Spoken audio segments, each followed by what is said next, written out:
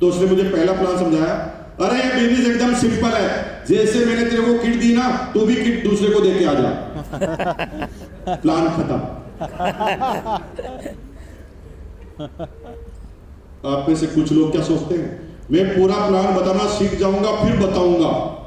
ये जीवन में कभी समय नहीं आएगा। तुम बताते रहोगे तो सीख जाओगे। यस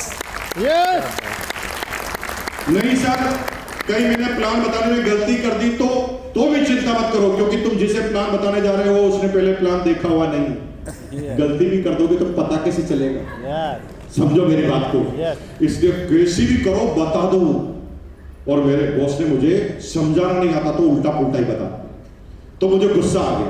मैंने कहा बॉस गजब करते हो, you are the general manager, I am the deputy marketing manager, और एक आदमी जो 1.5 करोड़ मीटर कपड़ा साल का बेचता है, आप उसे 3 जोड़ी कपड़े भिजवाना चाहते हैं? मैं नहीं बेचूंगा, आपको भी नहीं बेचने दूंगा। तो मेरा बॉस मुझे कहता, सेल से शर्म आती है? क्या बोला? हेलो, शर्म आती है। क्या बोला उसने? सेल से शर्म आती सेल है। से शर्म आती है? मैंने कहा सर सेल से शर्म आती तो 1.5 करोड़ मीटर कपड़ा सेल नहीं करते हम।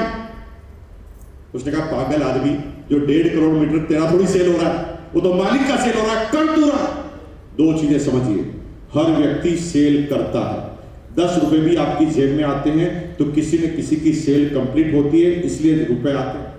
बस फर्क इतना है, 95% लोग दूसरों की सेल करते हैं, 5% लोग खुद की सेल करते हैं। Wow, great. कैसे समझाता हूं?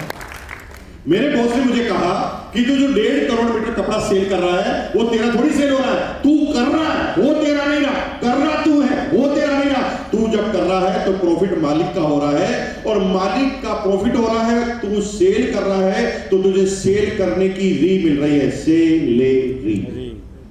हेलो, और समझाते हैं। एक टीचर मेरे पास आया और उसने कहा सर मैं तो टीचर हूं, अध्यापक, मैं कहां सेल कर रहा हूं? मैंने कहा तेरा स्कूल क्या कर रहा है पगले? तेरा स्कूल तो सेल में लगा हुआ है, स्कूल का मालिक तो सेल में लगा है, रोज अखबार में विज्ञापन दे रहा है, कह रहा कि पिछले साल का रिजल्ट इतना रहा, इस साल तुम्हारे बच्चे को लाओ, 1 लाख जमा कराओ, तुम्हारा बच्चा भी टॉप पर आएगा। वो तो सेल ही कर रहा है। उसने अपनी सेल को करवाने के लिए तुझे टीचर बनाया है और तू उसकी ही सेल कर रहा है। सेल क्योंकि उसकी हो रही है तो प्रॉफिट उसको मिल रहा है, उसकी सेल तू कर रहा है तो तुझे सेल ले। एक रेलवे का इंजीनियर मेरे पास आया और कहा सर मैं तो रेलवे का इंजीनियर हूं, मैं कहां सेल कर रहा हूं? तेरा रेलवे क्या कर रहा है? रेलवे तो सर्विस सेल ही कर रहा है, और रेलवे की सेल तू बढ़ा रहा है। क्यों? क्योंकि रेलवे टाइम पे चले, इसलिए रेलवे ने तुझे इंजीनियर बनाया है।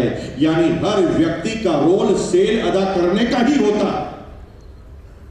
और जब सेल अदा करने का रोल होता है ना, तो आपको सैलरी मिला करती है, प्रॉफिट नहीं मिला करता। प्रश्न यह है, जब सेल ही करनी है तो फिर खुद की क्यों नहीं करते? तो आंसर क्या है? 95% क्यों नहीं करते खुद की सेल? पता है? क्योंकि उन्हें रिस्क लेना नहीं आता, और जब रिस्क लेना नहीं आता ना तो आपको 25% कर दिया जाता है। मालिक को अगर 1 लाख रुपए कमा कर आप दोगे ना, तब मालिक तुम्हारी 25,000 सैलरी करेगा। Hello, yes. तो आज आपकी जितनी भी इनकम है उससे 4 गुना के आदमी आप हैं, लेकिन सिर्फ ये 4 गुना पैसे कम क्यों आ रहे हैं? क्योंकि आप किसी और की सेल कर रहे हैं। जिस दिन अपनी सेल करोगे आप 4 गुना तेज गति से इनकम को हासिल करोगे। यस। जब ये बात मुझे समझ में आई तो मैंने इस बिजनेस को ज्वाइन कर लिया 12 घंटे की नौकरी के बाद। जब बात समझ में आ जाती है ना तो आदमी कुछ भी करने के लिए तैयार हो जाता है। जब तक समझ में नहीं आती तब तक लोग कहते हैं टाइम नहीं है। क्या बोलते हैं? टाइम नहीं। टाइम नहीं।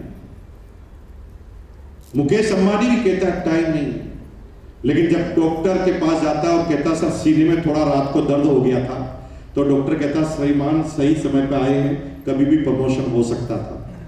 आपको ना अपनी लाइफस्टाइल को बदलना पड़ेगा, 2 घंटे रोज प्राणायाम और दौड़ लगानी पड़ेगी। तो मुकेश अंबानी क्या कहता होगा? टाइम नहीं है। ऐसा बोलता है क्या? नो। टाइम नहीं होते हुए भी अपनी प्रायोरिटी के अनुसार वो टाइम मैनेज करता है। यस टाइम होता नहीं है। श्याम जी ने कहा ना, टाइम तो सभी के पास 24 घंटे ही है। आपकी प्रायोरिटी के हिसाब से आप डिसाइड करते हैं कि कितना समय किसको डालना है। यस यस और मैंने 12 घंटे की नौकरी के बाद आरसीएम चालू कर दिया। टाइम नहीं था मेरे पास, लेकिन समझ में आ गया। तो रोज 1 घंटा सुबह 1 घंटा शाम को 52 सप्ताह तक मैंने एवरी सैटरडे हाफ डे की छुट्टी ली। 52 सप्ताह तक भीलवाड़ा से निकलता था। 52 सप्ताह, पूरे साल में एक भी संडे में भीलवाड़ा में नहीं था, मेरे घर पर नहीं था। क्योंकि इस बिजनेस से क्या मिलने वाला है ये मुझे समझ में आ गया। स्कूटर पर चारों तरफ कीटे टांग देता, मेरे दोस्त घनश्याम गबरानी को बिठा देता और भीलवाड़ा से हम निकलते गंगापुर, गंगापुर से राजसमंद, राजसमंद से नाथद्वारा, नाथद्वारा से उदयपुर, उदयपुर से मंगलवाड़, मंगलवाड़ से चित्तौड़गढ़, चित्तौड़गढ़ से गंगरार, गंगरार से भीलवाड़ा। 380 किलोमीटर का सफर तय करके मंडे के दिन सुबह 4 बजे आते थे और ऑफिस ज्वाइन कर लेते थे। वाओ क्योंकि समझ में आया।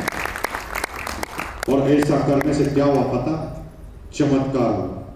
1 साल में हम रॉयल्टी एशियर बने और 23,000 की इनकम आ गई।